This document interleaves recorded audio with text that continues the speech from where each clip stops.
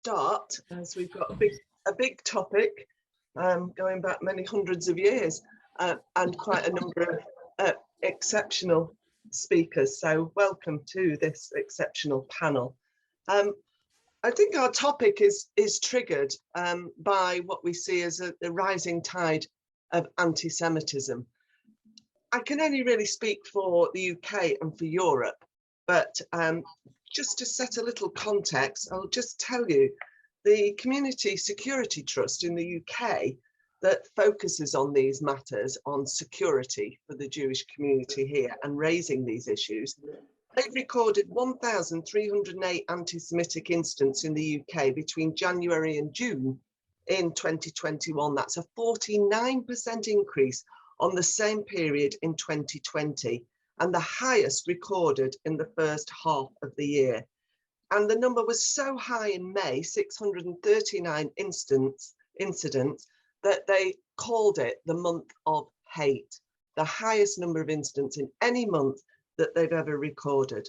So, that is just to give a little bit of background as to why there is so much focus amongst those of us who care about this matter on why do so many people hate Jews.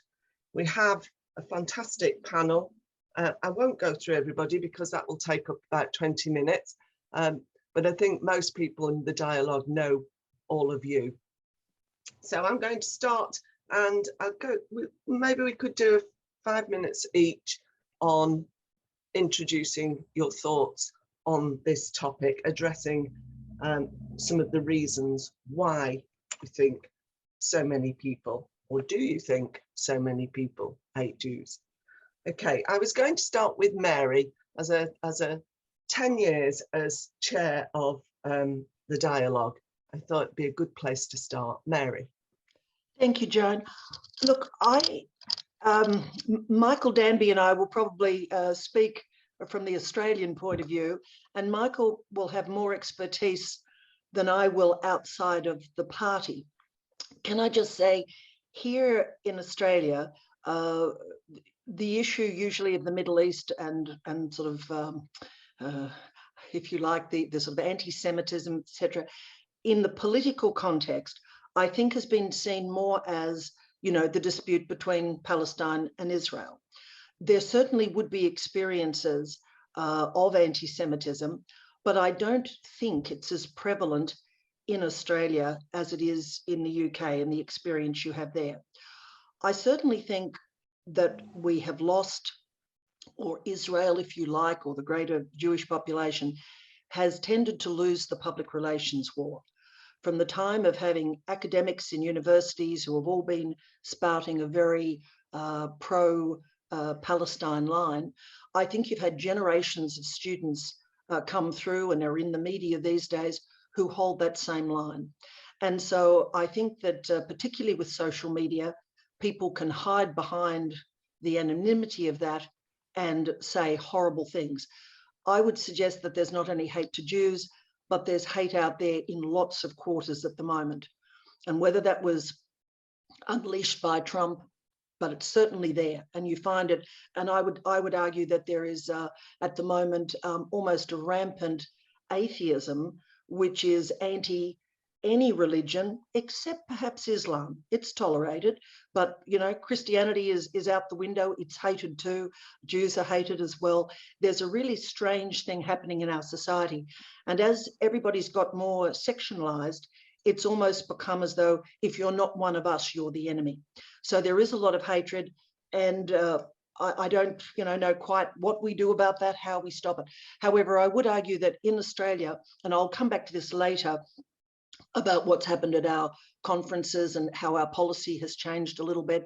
And there have been some good initiatives there, which I think we've learnt after the Corbyn experience in the UK, where certainly the Labor leadership here, we've come out now with a position which is anti the BDS, and in favour of the international Holocaust, terminology with regards to anti-Semitism.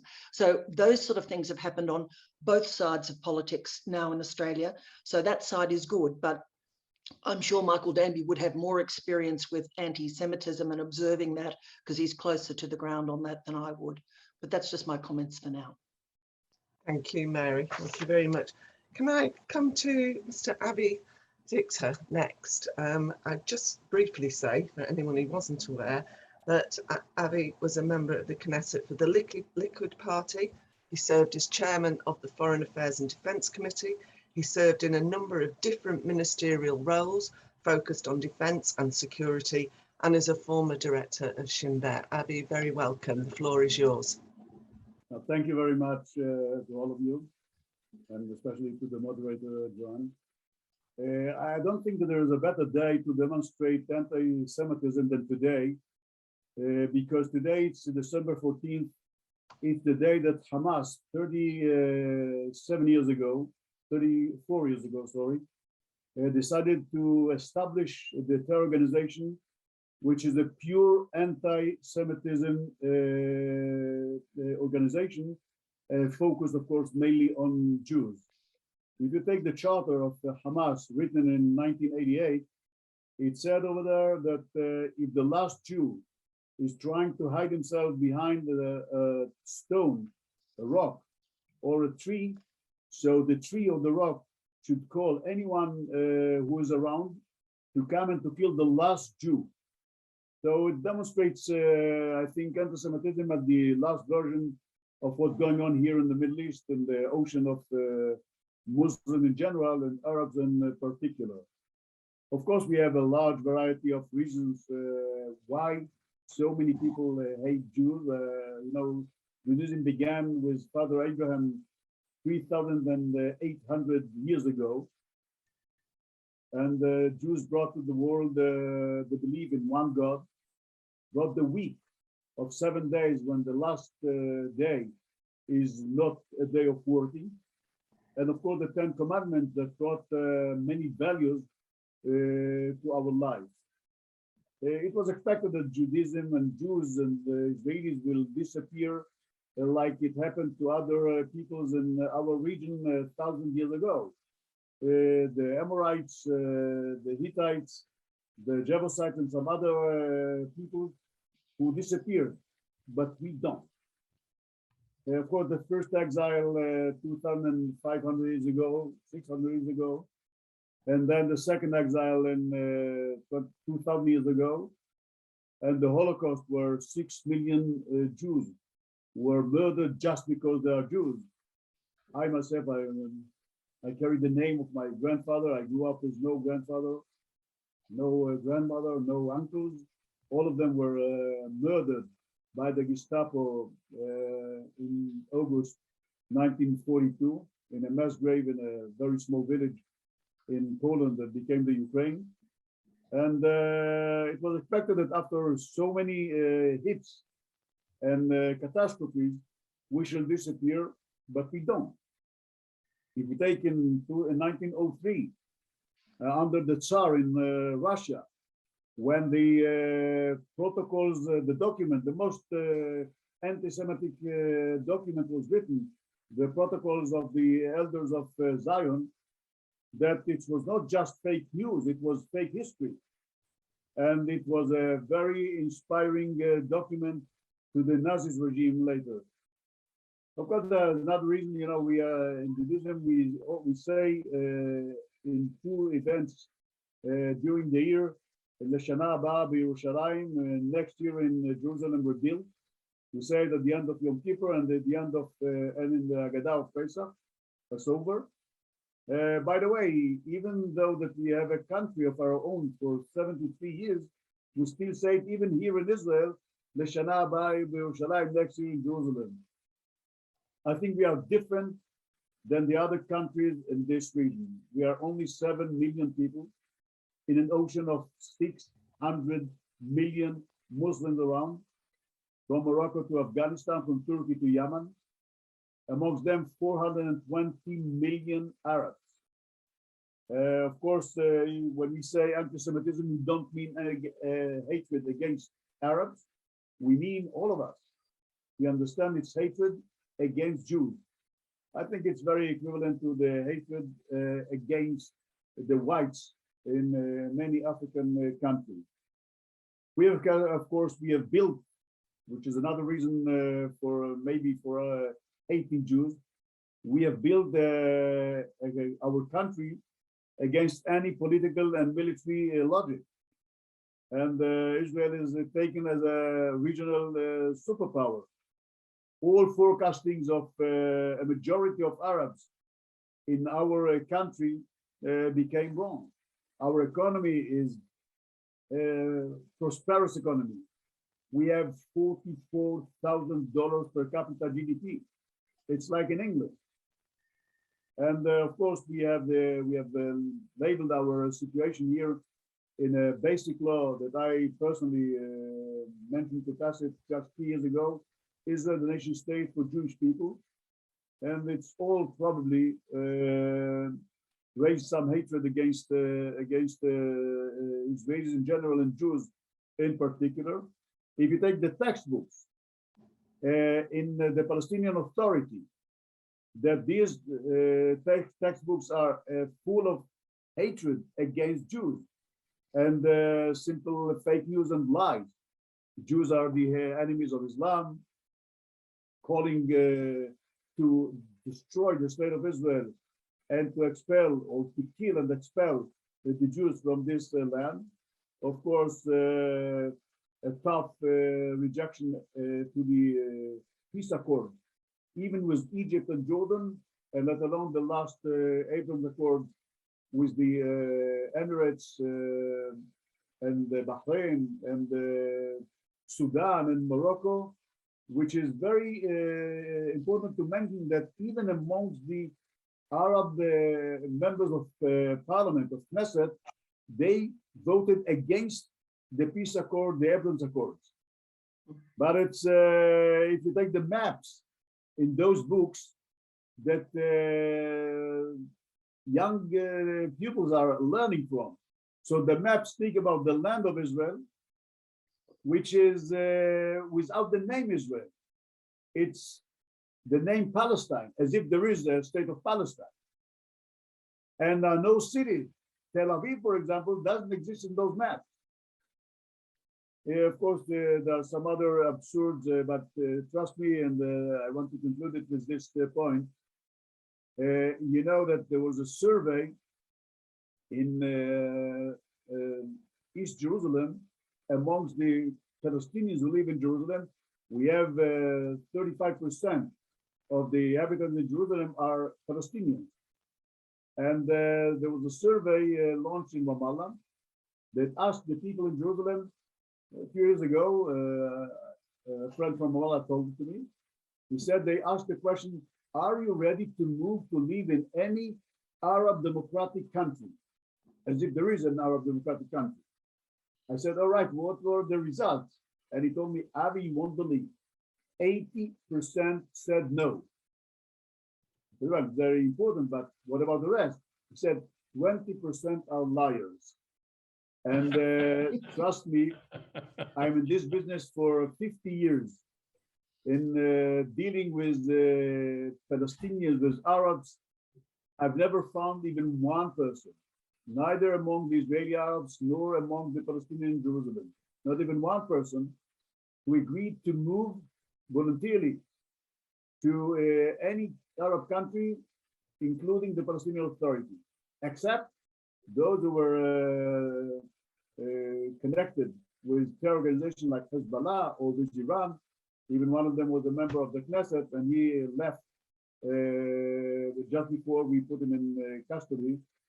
So all the others are living in Israel, even if they demonstrating against Israel, even if they are expressing some anti-Semitic ideas, but we are able to contain it. And I can assure you, we haven't disappeared till today, and we are not going to disappear despite the hatred against Jews. Thank you very much. Pleased to hear that, Avi. Thank you. Thank you very much. Can I turn now to Robert Jenrick? And can I just say that Robert is a member of the British Parliament since 2014 and served as Secretary of State for Housing, Communities and Local Government from 2019 to 2021. And prior to that, I think you served in a number of ministerial roles, Robert. We're very delighted to welcome you to the dialogue today, and the floor is yours. Why do so many people still hate Jews? Thanks, Joan, and thank you all for the invitation. My first time joining the dialogue, so I'm very pleased to be here. I've heard great things about it from my colleagues here in the UK, particularly from Conservative Friends of Israel, which I've been involved in for many years. I think, as Avi has said, anti-Semitism in the UK and elsewhere in the world is as old as time. It's the oldest form of hatred. But there are a few things I would draw together that I see today, certainly in the UK, which are newer phenomena. The first really is social media, the prevalence of anti-Semitism on social media and the ease at which it can spread, which creates a whole new issue, one we're grappling with in the UK. We'll hopefully be legislating for in a new piece of legislation that's going to come before Parliament next year, placing much greater burdens on the big tech companies to be aware and to take action against anti-Semitic material that they find on their platforms. And linked to that, I think, is the number of young people in particular who don't really recognize anti-Semitism, and when they see it on social media, are far too quick to share it, to repost it, and so on. And we saw that, I think, really strongly here in May, when there was so much vile anti-Semitic material circulating on social media, and a number of people I knew, particularly younger British Jews, were shocked to find their friends and university classmates posting and sharing material which was clearly anti-Semitic and deeply offensive. But they were not individuals who they would necessarily have previously associated with that sort of content, but through ignorance, they simply didn't really appreciate how offensive the material was that they were circulating. And so I think there's a huge amount that we need to do, obviously to take action against social media companies, but to educate younger generations in what is anti-Semitism, which is depressing because you would hope that it would be obvious, but it clearly isn't to many people today.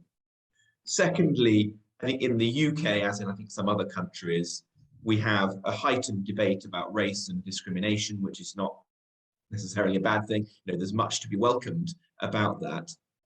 But for some reason, Jews are largely hived out of that.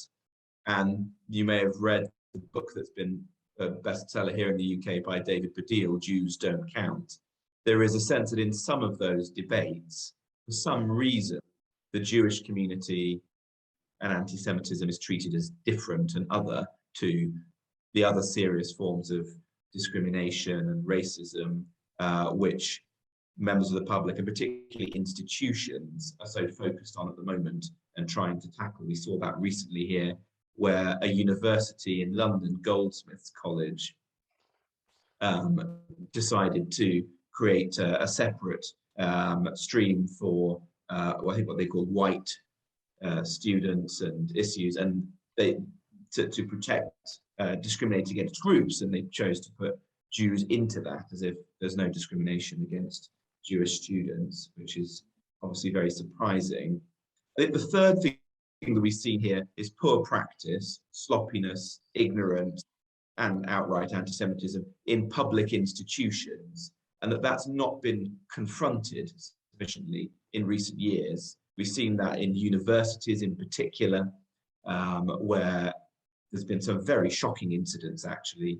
A university professor at the University of Bristol, a reputable British university, spreading anti-Semitic conspiracy theories, and then a very long, drawn-out process, which eventually led to his leaving the university, but only after extreme levels of pressure were exerted upon the university, placing Jewish students really in an utterly intolerable position. We've seen councils at times getting involved in the BDS movement and engaging in groups that, frankly, they should not be doing, groups that have links to the Muslim Brotherhood, to Hamas, to Hezbollah, out of, at times, anti-Semitism, at times, naivety. But overall, a need to root out anti-Semitism in public institutions, something which in government I've been involved in, and we are now taking very seriously by trying to ensure that all those institutions sign up to the IRA definition and robustly enforce it. And there's very clear guidance to government departments and to councils and other public institutions about who they should be engaging with, who they shouldn't be engaging with. And then you may have seen recently much stronger line taken on anti-Semitic organizations, most recently with the prescribing of Hamas following the prescription of Hezbollah a couple of years ago. And then lastly, which is not a new phenomenon, of course, the continual conflation of the actions of the State of Israel with the Jewish people more broadly. And we've seen that flare up really despicably in May this year, when there was that big rise in anti-Semitic incidents that Joan mentioned in her introduction, which was the worst I've known anti-Semitism in this country for many years, perhaps a decade, which gives us all really here the reason just to keep fighting this cause and pressing ahead in any way we possibly can. Thank you, Robert. And we have seen something very different, haven't we, over the last 12 months or so in the UK, where abuse and even some violence inspired by anti-Semitism has broken out on our streets, which I don't think we've seen before, not for a very long time. So thank you very much. Can I turn now to Henry Ergas? Henry worked at the OECD in Paris and focused on economics. He's taught at universities such as the Kennedy School of Government and the Australian University of Wollongong. He's been a columnist for The Australian and has chaired a number of government inquiries. He has many publications to his name, and in 2016 was awarded Officer in the Order of Australia. Henry, the floor is yours. You're very welcome. Thank you very much. Can you hear me? Yes, we can. Yeah, good. I can anyway. Well, trying to build on what has been said until now, I mean, anti-Semitism is and has always been an extremely complex and diffuse phenomenon, which takes a very large number of forms. Looking at the recent period, it seems to me that there are three crucial vectors of anti-Semitism that have contributed to the recent rise in what could broadly be called Judeo-phobic incidents. So the first and most obvious is the persistence of Islamic Judeophobia in all of its forms, and the spread of that Judeophobia through largely the Arab language media and through Islamic communities into the West, where it has had a particular impact in the countries where there are relatively large Muslim communities, such as France, to some extent, obviously even the UK and so on. The second element, which I think is perhaps humor. I'm on this day. He tends to run so close to each other. There's almost no time. If I'll go up early, you go up early too. Michael, could you mute yourself? Sorry. If you mute yourself, yeah, thank you. Henry, back to you. Yeah, I think the second phenomenon, which is newer and deeply troubling, is the return of some traditional forms of anti-Semitism centered on conspiracy theories, even in countries in, for instance, Europe, where there are very small Jewish communities or virtually no Jewish communities at all. And in those countries, but also elsewhere, what we've seen most recently is the COVID pandemic giving rise to conspiracy theories, which have had fairly broad dissemination through social media and have galvanized wide audiences around the belief that somehow there is a link between the pandemic, the measures taken by governments, be it lockdowns or measures aimed at promoting vaccination, particularly restrictive measures, and the financial interests of Jews. This is a return of a kind of protocols of the elders of Zion type theory that is now, I think, quite well entrenched and very difficult to overcome. We saw that recent demonstrations against pandemic-related measures in France, in the Netherlands, in Germany, and also in Eastern Europe. The third element that is important, and this one too, I think, is also relatively new, or at least more recent and more virulent, and has had a very large impact, is the transformation of what you could call elite anti-Semitism.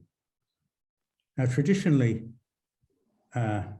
elite anti-Semitism was a phenomenon very largely of the right, the political right, and it was associated with a kind of traditionalism and detestation of Jews because of their supposed association with capitalism. That phenomenon of traditional right-wing elite anti-Semitism hasn't entirely disappeared, but it's largely given way to a kind of left-wing anti-Semitism that has become both entrenched and, in at least some parts of the world, relatively pervasive. There was a very interesting recent study in the US which looked at, done by two social psychologists and quite rigorously done, looked at the extent of anti-Semitism, essentially trying to assess the degree to which it was associated with education levels. Now, as you'll know, there's a traditional theory which has been around really forever, but received a lot of attention from social scientists in the 1950s and then on, which claimed that anti-Semitism was largely a phenomenon of the uneducated. And so that as education levels rose, anti-Semitism and other forms of hatred of that kind ought to really wane, if not entirely disappear. But what this study found, which is a bit of a contrast to the results in social psychology of the 1950s and 1960s, was that anti-Semitism was A, more prevalent among the young, and B, more prevalent among the educated than amongst the old and more poorly educated in the United States. Indeed, when you looked at people who had graduate degrees, so you're talking about people who are highly educated, there was considerable evidence that they espoused or believed in held some anti-Semitic beliefs. And that was typically associated with people who regarded themselves as politically progressive in one form or another. And that raises the interesting question of why that's happened and what its long-term consequences are, because obviously it's a very substantial shift and it shows no signs of going away anytime soon. And to my mind, there's a number of reasons, and without wanting to take more time than I should, let me just mention them almost seriatim. I think one reason is simply the waning of the Holocaust and the fact that you've had an entire generation for whom these are really distant events and do not have the sort of resonance that Shoah or the Holocaust certainly had for earlier immediate post-war generations. I think a second phenomenon associated with that is the fact that anti-Zionism or attacks on Israel have enhanced the respectability of anti-Semitic tropes, or at least reduced their obvious repugnance. And what they've done at the same time is to change the characterization of Jews, which emerged rightly or wrongly from the Second World War as victims, into a characterization of Jews as perpetrators.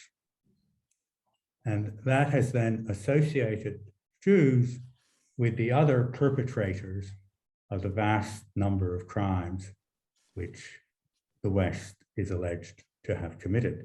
So from having been victims of those crimes, Jews have been converted into the perpetrators and benefactors of those crimes, elevating them into the status of legitimate objects of resentment, if not hatred.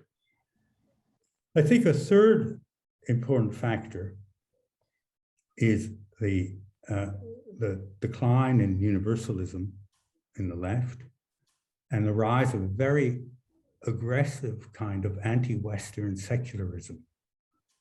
It's one of the peculiarities of the current period that the people who are most disliked are Catholics and Jews. It's bizarre when you look at it historically, of course, but it's extremely widespread.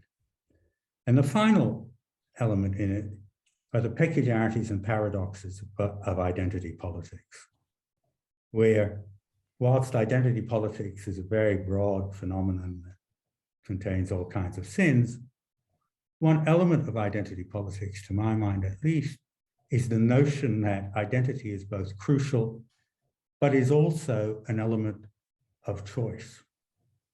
And this leads to a paradoxical outcome in which Jews, precisely because they hold on to their tradition,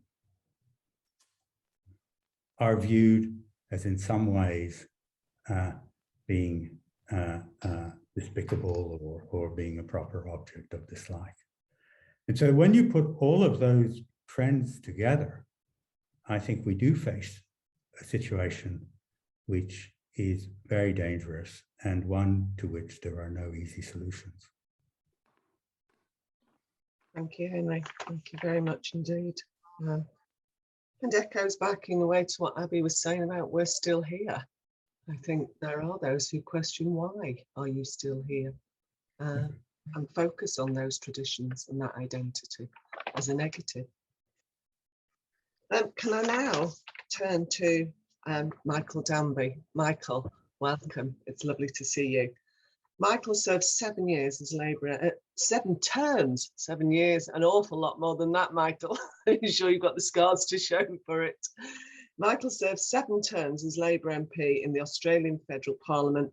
He has extensive experience as a writer and a speaker, and he served in the Julia Gillard government, and he is a long-standing member of the dialogue, a stalwart of this dialogue. Michael, the floor is yours. Thank you very much, Joan. It's difficult articulating after Henry Ergas's sort of masterful dissertation, short dissertation on the modern phenomena of anti-Semitism, but I think I just want to take up a few points that he said. I thought it was really interesting. It connects with what Mary said, that Jews and Catholics are now regarded as enemies by those practitioners of woke politics or identity politics or political correctness, Avi, as we used to call it in the past.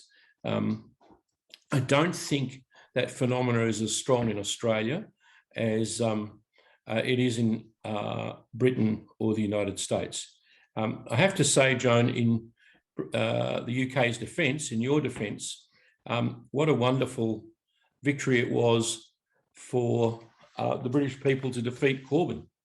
I never got so much Nachas derive joy from seeing a post-election interview with an old working class lady in the north who was asked, did she vote against Mr. Corbyn because of Brexit? And she said in her very thick North Country accent, no, she voted against him because he was an extremist and because, of his attitudes to the Jews. Now, I do think there are a lot of people in all of our societies who are very sensible and who don't buy all of this extremism. I have to report to Avi that I think, counter to what everyone is saying, that we're in a slightly better situation in the last couple of years. Maybe because of the Abraham Accords, maybe because there's a new diverse government in Israel, which is not such an easy target for the Israel haters. That may be unfair, but all of these factors come into account. Again, to turn to the UK, I think it's fantastic that there's a demonstration outside the BBC to complain about its coverage of the young people on the bus who are going to Hanukkah who were attacked by Muslim rioters in the street. And the BBC reported that falsely that the Jews in the bus had cursed the Muslims. So there's a lot more preparedness in Britain, from what I can see as an outsider, to confront these things, and good on you for doing that. Here in Australia, BDS is utterly defeated, as even the Green political party won't have anything to do with it. Like the United States, there's a slight upsurge in far-right anti-Semitism. In America, they call them the Proud Boys, and the nuts that gathered in South Carolina that President Trump should have denounced more quickly than he did. Of course, he did in the end. I mean, part of his family's Jewish, so he ought to. But here, the security services have officially declared that far-right extremism is a factor that they're keeping an eye on.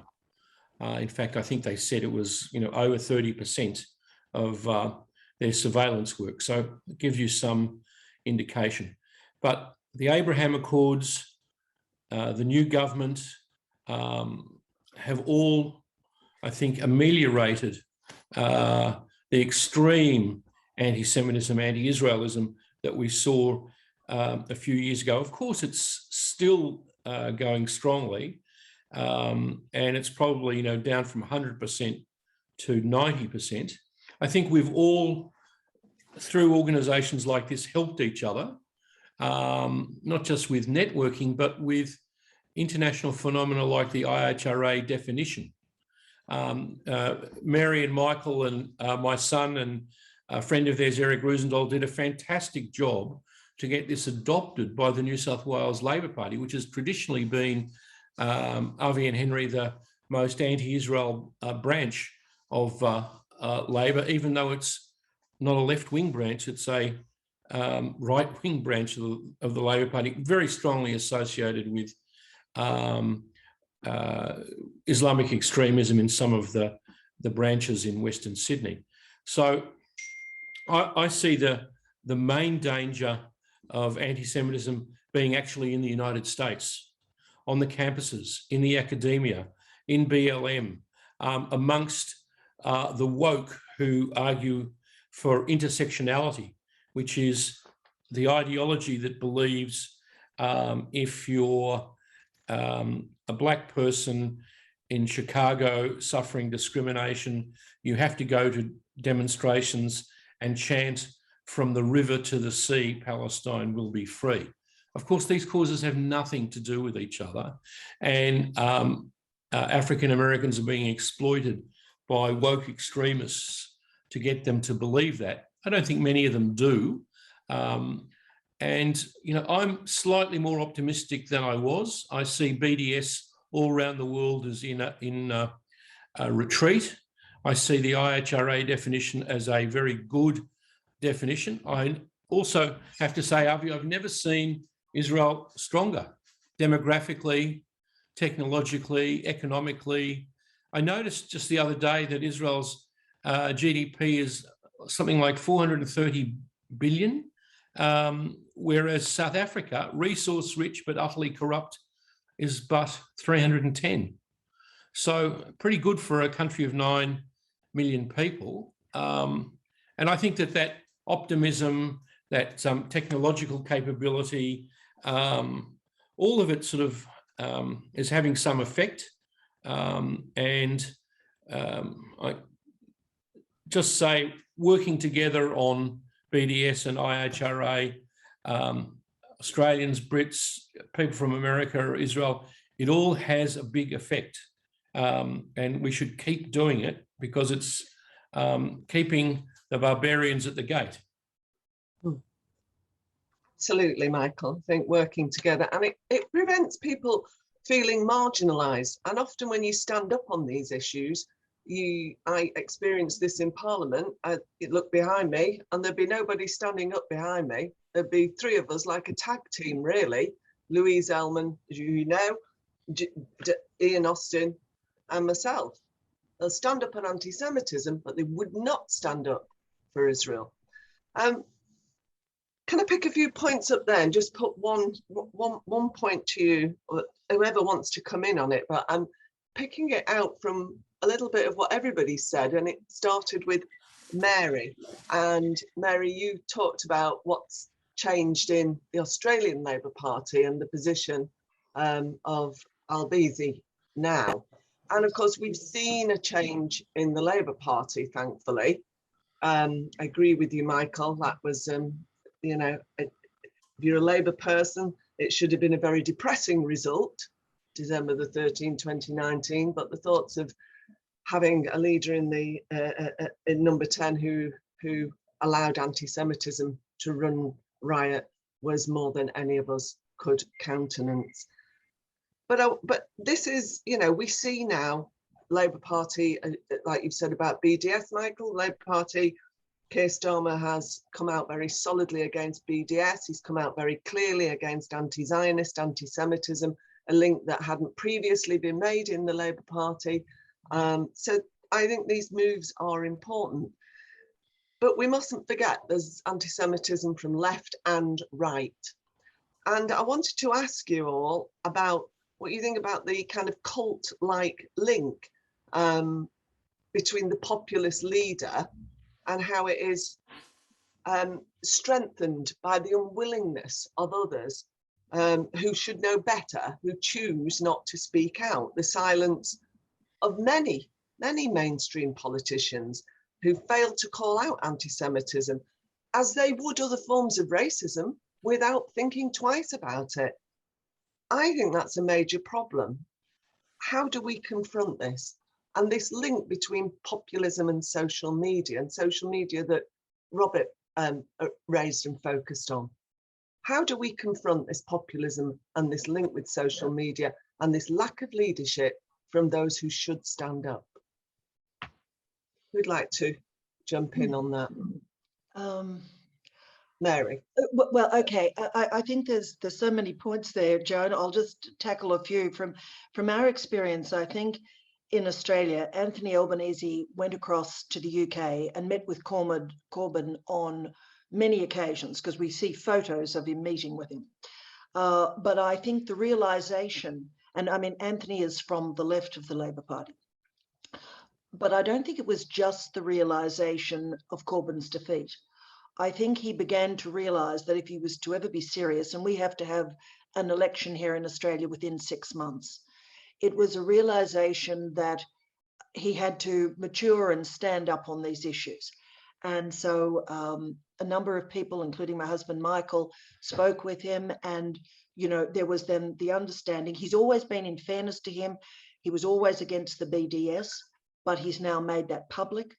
And certainly he was also against, being prepared to accept this definition of, the International Holocaust position on anti-Semitism was very important. And as Mike was kind enough to say, that happening at our conference was important because we already had a resolution on the books calling for the state of Palestine to be recognized, but it has in it with secure and defined borders. And certainly when this occurred earlier in the year at our national conference, there was certainly a rushing of people, including Penny Wong, our foreign ministers, and others, to say, no, don't just take this, even if it's part of the platform, to think that we're going to immediately implement this. That's not necessarily the case. You know, we will be sensible, we will be moderate, we will look at these sort of issues. So I think the Labor Party at the moment is in a more sensible place. In terms of the problem that Mike alluded to with regards to the problem here occurring in the New South Wales branch, which is the largest branch in Australia, is that we have sort of pre-selection for candidates is a rank and file thing. So if your electorate happens to have a lot of people from Pakistan, in Victoria, different place in Victoria, but in New South Wales, rank and file, and if you have people who are from, you know, Arab backgrounds and Muslim backgrounds, etc., then the issue is they could put their own candidate in, or those, and there's about half a dozen of them who have tried to ride this wave, and what they've done is sort of saying, oh, well, we'll speak up for Palestine for you. And that's how the right split in New South Wales over this issue, whereas before it had always been loyal to the state of Israel. But that split is there. There is a little bit, the Queensland branch, which is a more left-wing branch of the Labor Party, it always passes crazy resolutions, but nobody takes it too seriously. And so therefore, that's sort of where we're at. So I guess we're at least pleased to say that it's in, because of the work and effort that everybody's put in, certainly Michael Danby at the national level was prepared to stand up to them on these sort of issues. And there has been, I think, a realization that politically they need to take account of what we have to say. So I think that is a good sign.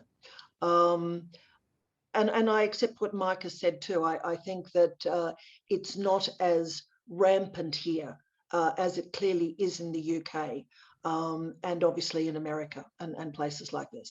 So I think that's all I'll say at this stage about it, just giving you the background of where Australia is. I think leaders will speak up on these things if they think there's an imperative. There's clearly, we don't have a very big Jewish population, and so therefore you've got to rely on other people who are non-Jewish to stand up and speak on these issues as well. And it's like anything else, because it's been going on for so long, like in terms of the Middle East issue, that you've had 70 years, we assume, and there are people like ourselves who are interested in Middle East politics, but there's a vast majority of people who are no longer interested in it. They've turned off from it. They just want it to go away. And therefore, they can't understand why you didn't go away. And the fact, someone used the line before, we're still here. We're still here, we're still standing, and they sort of hate you for it. Crazy, I know, but they do. So anyway, that's my observation at this stage. Thank you, Mary. Robert, could I turn to you for a moment? Because I think it's true to say, you know, we have at the moment in the UK a very, very a government that's very, very supportive of the relationship with Israel and has moved it from friendship to partnership, which is very, very welcome. And as you said, they're going to bring forward some regulation that might impact upon social media. Do you think that, I mean, do you think that regulation will be enough? Because we seem to me to be way behind the curve on the use of technology and regulating it. And I would imagine in 50 years' time, people will look back and find it incredible that we let social media and the complete lack of regulation of any kind, we let it just explode in the way that it has. And I doubt any of us would think that we should have a completely unregulated print and broadcast media. So I wonder if you could say a little bit more about that, because it's an issue that the government the UK government seems to be going to take on to some degree, but it's actually a big, big issue around the world with a global impact. Yeah, thanks, Joan. I think you're absolutely right. I mean, I think we are relatively slow to take action, although faster than some other countries in the world. And a lot really remains to be seen. The bill that is going to be coming before Parliament will be published shortly, and will then have, or the next version will be published shortly. It's being scrutinised at the moment, and then it will pass through Parliament quite slowly, I imagine. So even here in the UK, which is trying to take this issue seriously, it's going to be some time, maybe a year or two, before we have that legislation on the statute book and we begin to see its effectiveness. It will be a big task, given the quantity of material that we're trying to regulate. And the debate here is much broader than anti-Semitism or even racism. It covers all manner of other online harms, as we refer to them. But I do think that the prevailing view within Parliament and the country here in the UK is that we need to take very tough action now, and that the responsibility of a big tech company is really one of a publisher, rather than just simply the provider of a platform with no accountability for the material that goes on it. And that's a significant change in recent years, and we'll have to see whether this bill is effective in pushing those companies to actually take action, to create the algorithms and to monitor the content and to take it down swiftly. We have seen just this year some really horrendous content online, and as I say, at massive scale, particularly in May, but there have been other instances as well. And so I think the time really has come for much strict regulation. Having said that, I mean, of course, a proportion of that content is from people who you would describe as being extremists, and we need to take action against those. The scale that we've seen suggests that the problem is much broader than just that. And as I said in my opening remarks, there's a very large number of our fellow citizens who are liking and retweeting, not necessarily creating, but propagating content, which is anti-Semitic and deeply offensive. And that's a much broader issue around education and trying to ensure that the next generation understand the issue that they're playing a part in. Well, Joan, can I just say something about the social media? Yeah, please do jump in. It's the Magnitsky Act went through the Australian Parliament. Yeah. I started it, and it finally made it after 3 years, just past the last few weeks. But in my last speech, I really focused on the social media, which I think I applaud what you're doing in the UK, Robert, but Twitter and Facebook, who I'm familiar with because I'm on them myself, are not just on the issue of anti-Semitism, but on the issue of warping the mental health of young girls, on the attacking of people who don't agree with you on trans issues, who are Ukrainian and who are sledged endlessly by anonymous Russian trolls. It's a phenomenon that just needs to be regulated. I think for people who use their own name in the UK and Australia and the United States, we can use the IHRA definition to prosecute these people. But it's the trolls. It's the way, who decided in world history that Mark Zuckerberg should earn $39 billion a year and not spend the money to regulate his publication or publisher, as all of the other newspapers all over the world have to. I'm sorry, when, as I'm sure will happen, the Republicans win the midterm elections, there's going to be hell to pay for the social media. I think there need to be congressional hearings. I think Facebook and Twitter need to be properly regulated. They need to declare all of the people who are trolls should be given a back address at least, They should be forced to pay for people who defame other people or racially attack them. It's, as Robert said, it's a much wider problem than just anti-Semitism. But all of this has to be dealt with by our legislators in a systematic way across the world. I'm sick to death of, you know, it's a free market for Mark Zuckerberg to earn $39 billion and not spend any money. You see, the model is he doesn't spend any money on regulating his own network. He doesn't have editors like the Times or the Sydney Morning Herald or the New York Times have to. That's why he makes all of that money. Now, he should either be forced to, or the company should be broken up like the US railroads were in the 1860s. Something has to happen, and it's about to crack soon. And my prediction is 2022 when there are congressional hearings on this. Let's hope so. And not only does he not spend money regulating, every single point of use makes money, whether it's good, bad, criminal, you know, whatever it is. And that's a problem. And we will welcome regulation because it will at least start to change people's attitude. There seems to have been a great success on behalf of social media, the idea that nothing can be done about it. It's the World Wide Web, no regulation is possible. Of course, that's nonsense. I'm just going to bring in Avi and Henry, if you want to make a comment, and then we're going over to Alan Howe to open this up to any questions from all the people who've joined us this morning. Avi. Yeah, thank you, Joan.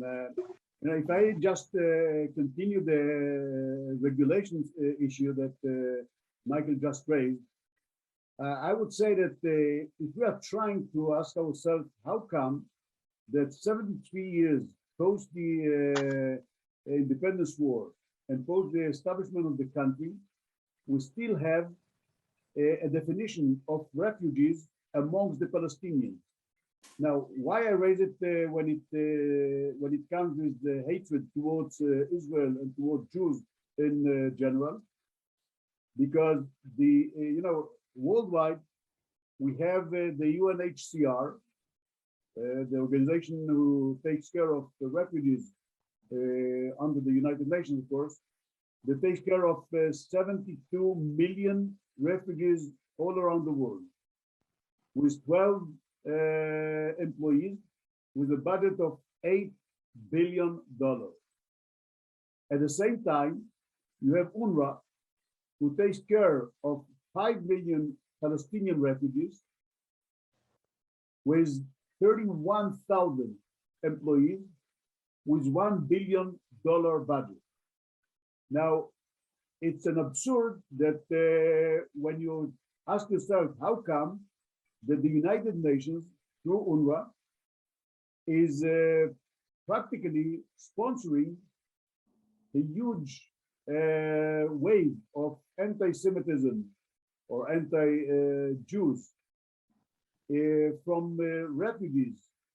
If you just take the Gaza Strip, for example, Gaza Strip was in 1949, when UNRWA started to take care of the Palestinian refugees, it was 170,000 refugees. Today in Gaza, UNRWA takes care of about 600,000 refugees. It's something that you ask yourself, how come the definition is an endless definition? Now, when you are raising the definition of refugees who are hating Jews, hating Israel, are attacking Israel, that's another issue, but they're sponsoring it. You know, Hamas and Palestinian Islamic Jihad, the organization in Gaza Strip, the most significant part of jobs is being given to the families of those terrorists by UNRWA.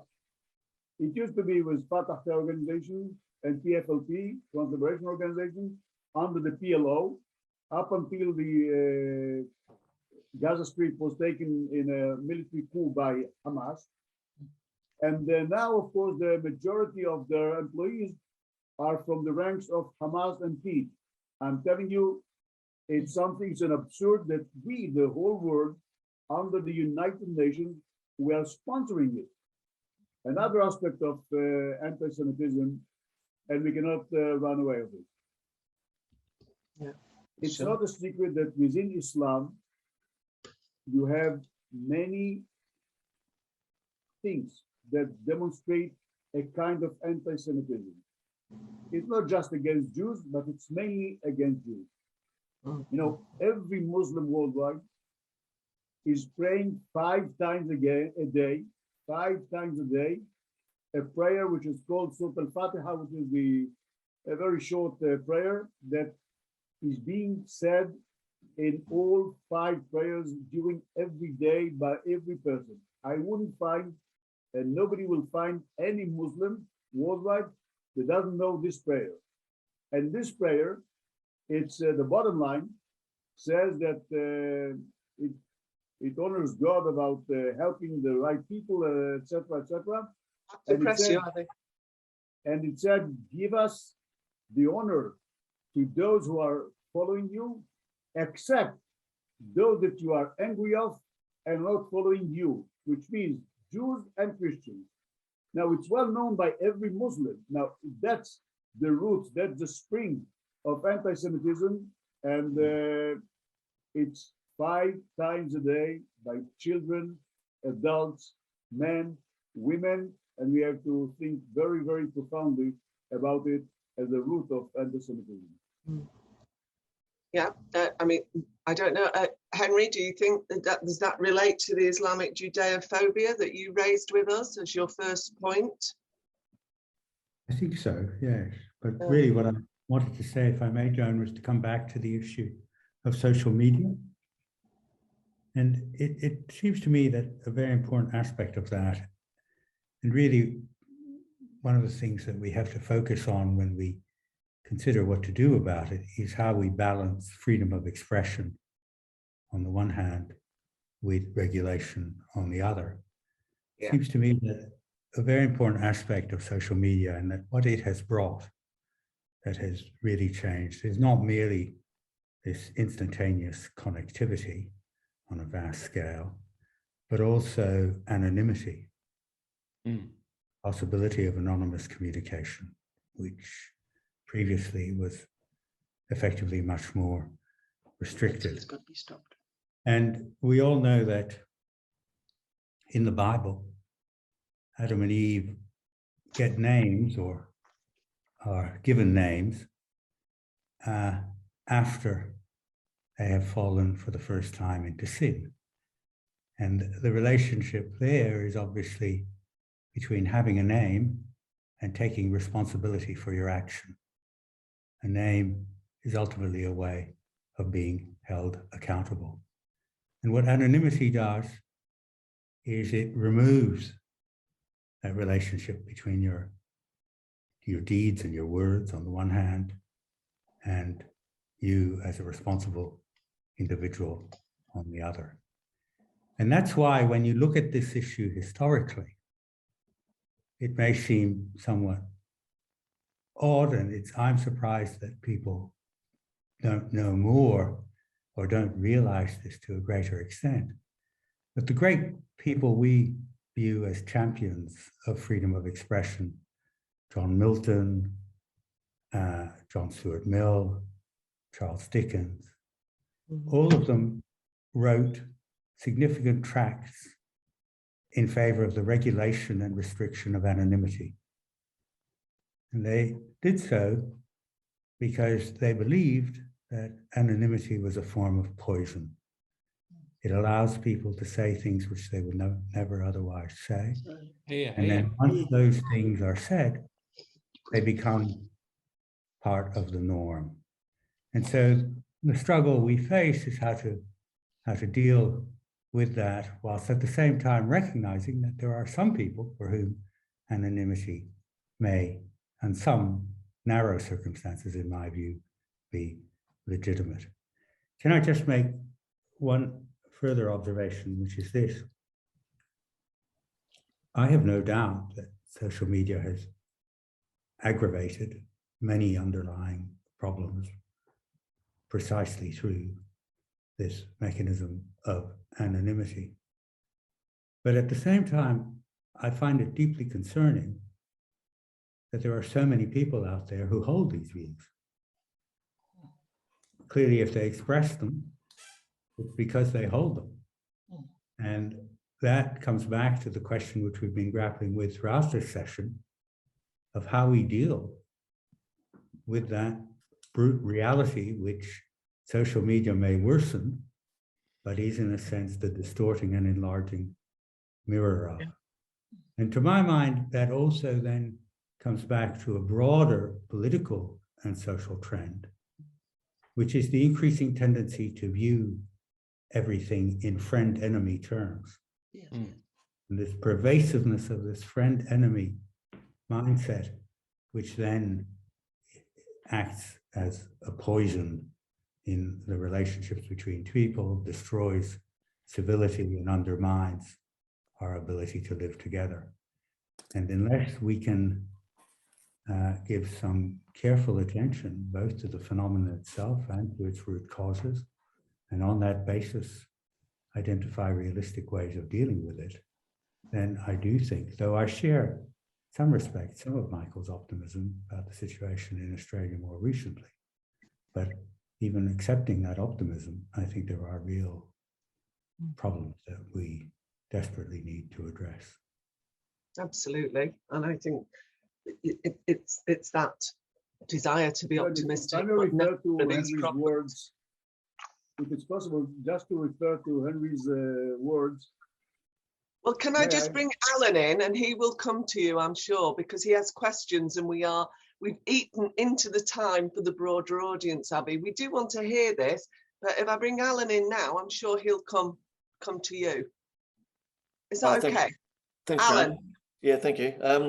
Well, I think, like I tell you what, just before I ask a few questions, I think really it's a fairly simple fix for the social media problems we have, and that's that you bring the social media publishers, because that's what they are, in the same way that my newspaper, The Australian, publishes online, and it publishes a physical newspaper, and it's governed by the rules of publishing. And nothing is published anonymously. Certainly nothing is published to the degree that you cannot discover who uttered that or said that or wrote that. And newspaper publishers assume a lot of responsibility, including the responsibility for letters published in their newspapers, and they always have. It's a fairly simple thing. You bring the social media companies into the realm of publishers, and then they're governed by the laws of publishing. End of story. Absolutely. There's a couple of questions. Harvey, I've got one question here. How much anti-Semitism is driven by envy of Israel's education standards, of its economic achievements, and how much is ancient, almost atavistic hatred? I didn't hear you quite well. Can you repeat, or Joan, can you repeat the question? Yes, Harvey.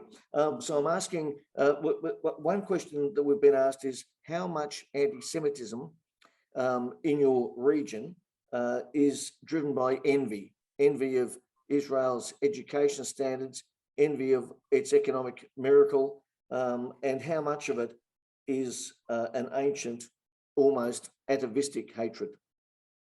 Well, it's hard to measure it because it comes amongst many other issues. I'll give you an example, not just from social media, but from the Israeli parliament. Once a year, we have a day of the Arab language. In Israel, in Knesset, we have two languages that you can speak, Hebrew or Arabic. These are the only two languages. You are not allowed to speak neither in English nor in French. But nevertheless, one member, a very significant person, Israeli MP, member of Knesset, told the Speaker of the House in front of all members of Knesset, Mr. Speaker of the House, it was at that time Yuli Edelstein. He told him, that according to Islam, Jews won't be able to be in paradise. Now, it's a sentence, that when you say it in a parliament, it's a very, very significant and very strong sentence. And the Speaker of the House asked him, but why? And he said, according to Islam, the spoken language in paradise is Arabic. So it means you won't be able to be in paradise. Now, it's a way of fanaticism that you can take it from Islam. You can take it from the way that people are trying to understand or to explain the Islam in the right way or in the wrong way, normally in the wrong way. Biased, of course, and adapted to the needs of people or of organizations, including terror organizations, but not just terror organizations. As I said, the books are full with fake news, fake facts, and incitement per se. But you know, when I had to speak in Arabic, so I told him that with all respect to the way that he explains Islam, I will tell him about a fanaticism event, a fanatic person, a suicide bomber who carried out a suicide bombing. And thank God it didn't explode. So the only person, the detonator was exploded, but not the bomb itself, the explosion. And he lost consciousness and was taken to a hospital nearby. When the person who came to question with him about who sent him, when he opened his eyes after a few hours, he told him, "Do you know where you are?" And you know what he replied? "In heaven." He said, "You're not in heaven, you are in hospital." Both start with an H, but it's definitely not heaven. And he told him, no, the terrorist said, no, I'm in heaven, absolutely. Up until, of course, he told him, hey, my man, listen to me. You know who am I? He said, yeah, you are a bloody Jew. The man was experienced enough not to respond, but to say, yes, you're right, I'm Jewish. Are the Jews in heaven? You know what he said? You're right. No Jews in heaven. And he started to give information who sent him. So it shows you that it goes much deeper than social media.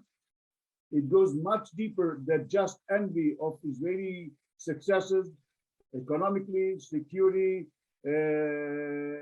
social needs, etc. It comes very deep from frustration. If you look around us, the neighboring countries, Lebanon crashed, Syria crashed, Iran is not a neighboring country, but it's a country that its economy crashed. It's 250,000 Iranian rial per dollar. Just 5 years ago, it was 25,000. Lebanon is used to be 5,000 Lebanese currency per dollar. Now it's 25,000. So we do understand that the countries around us, including the Palestinian Authority, let alone Egypt, Jordan, are countries that crashed in terms of economy, while Israel is, as I said, in a prosperous situation. We used to be, just a decade ago, 850 billion Israeli money, GDP. We are now 1.4 trillion Israeli money GDP.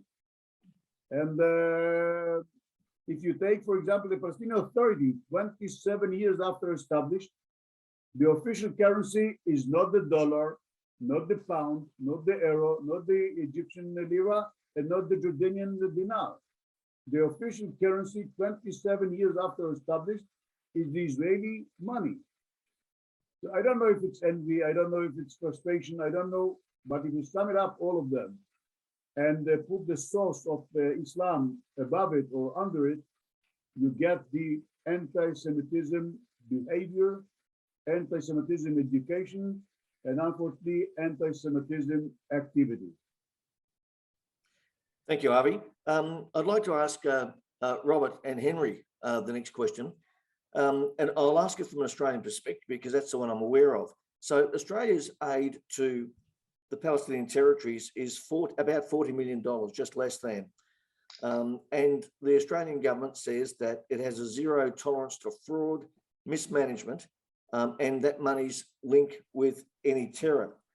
And yet we know, and Itamar Marcus will tell us soon enough, that school books and teachers preach hate in the Palestinian territories on a very regular basis. We see it every year. Now, the difference between Western anti-Semites is they might annoy you, but Arab anti-Semites will kill you. But is it counterproductive for us to be stricter about how that money is used, or indeed, should we use it as a lever to say, you know what, I'm not sure we can keep giving you money while that hate is taught to school children in the Palestinian territories?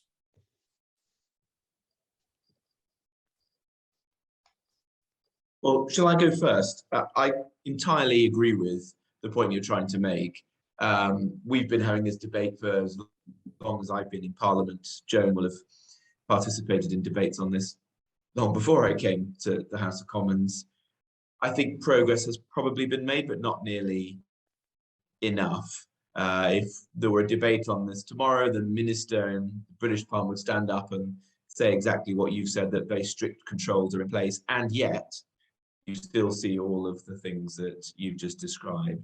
Still see schools being named after suicide bombers. You still see textbooks and curriculum, which is not just offensive, but is perpetuating a cycle of hatred and needs to end. So I do think that the British government needs to be even stronger on this point and adopt really a zero tolerance approach. I think it's actually been helped also by what's happening with the Abraham Accords, that there is a wind of change blowing across the Middle East, particularly in the Gulf states, whereby some of the traditionally sympathetic countries to the plight of the Palestinian people are taking a much more sensible approach, where they want to build bridges people to people. They want to create greater understanding, remove some of this hostility that's existed for far too long. And generationally, I think that's already happening. I was in Bahrain a few weeks ago, and it was immensely heartening to see the interactions that are already happening between people, scientific communities, military and security, universities, you name it. I visited the synagogue there, and I think that will only continue and will make those forces within Gaza and the West Bank that want to perpetuate this degree of hostility seem more antiquated and out of step with changing public opinions more broadly in the Middle East. So for our part, we should be much stronger than we are. So I think it's frankly embarrassing that the British government, like a number of other Western governments, funds some of this material that we're still seeing. Henry? Well, Alan, as an Australian taxpayer, I'm certainly outraged at the thought that the taxes that we gather and that should go for public purposes, for purposes that contribute to the public good, those taxes were being utilized in Middle East or anywhere else to promote hatred. And I think to the extent to which they are being used to promote hatred, then that should come to an immediate end. That's a poor use of taxpayers' money, and it's one which in the long run can only have a blowback effect, not merely in those areas where it's spent, but also on the safety and security of Australians. Robert, while I've got you, other than the Iranians, the BDS are probably the best organised anti-Semites on the planet. They're pretty irrelevant here in Australia, but they still seem to have some traction in the UK, or at least some numbers. Is there any way that anti-discrimination laws could be used to outlaw them? Well, yes, there is. And I would be a bit more optimistic than perhaps the way you describe it in the UK. I do think BDS is being beaten back here. There is no, I think, political party in the UK that would support BDS today. and it is, I think, becoming much more of a fringe activity. What we want to do is pass a piece of legislation here, and I'm pretty confident it will be in the next legislative programme, the Queen's Speech as we call it, in the spring of next year, which will outlaw BDS in the UK.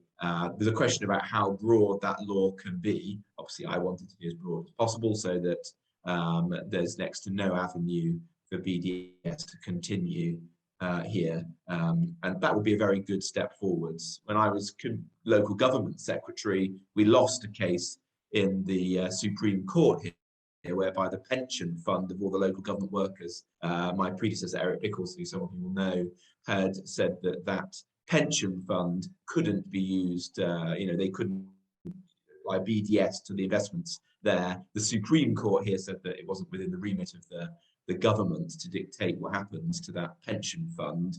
So I hope that more fringe cases like that will be included in the piece of legislation that comes forward, so that there really is no longer any route for BDS in the UK. And as I say, I expect that law to begin its passage through Parliament next year. And so within a year or two, we should be in that position where we really have an absolute ban on BDS here, which would be a great step forwards. Joan, do we have time for one more question to Henry? Yes, got 3 minutes there, Okay. Alan. Henry, we know that the BBC in the UK, the ABC in Australia, and our universities are full of activists against liberal democracy, against Christians, particularly Catholics like myself, and against Jews. They seem to support Islam, not that they understand it. How do we deal with that? With difficulty. And that's,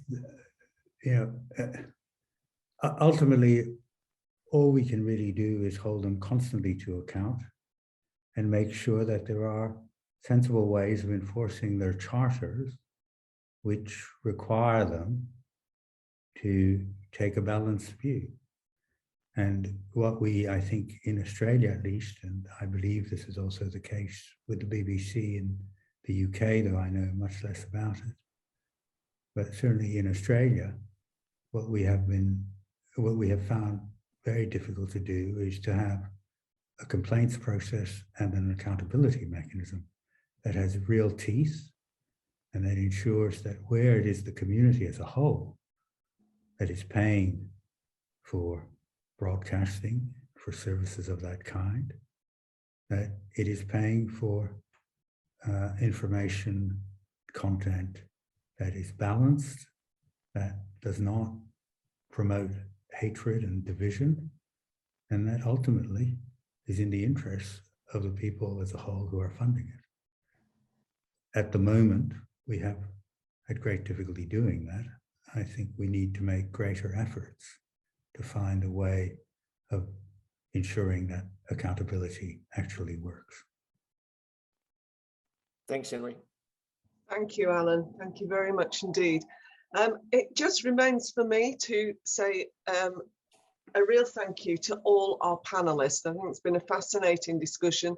We could carry on for a very long time because this is a subject with a very long history. It's a very dangerous, and it's not looking like it's going to come to a conclusion and end anytime soon. But what I do know is what somebody else said earlier, working together. I think it was Michael, all working together. We have powerful voices and we have strong decision makers and influencers who agree with us. And if we all work together, we make a difference. I know that's been the case in the UK. That's not to say it's all perfect. There's a lot more to do, but we do make progress and we should never be defeated by this, never, because what that says about what will happen to our democracies is something very serious indeed. So thank you to all of you for your contributions today. The next session is about to start. It's is conflict inevitable over Taiwan? I think our own Michael Danby is chairing that. So I wish you all well and thank you very much indeed.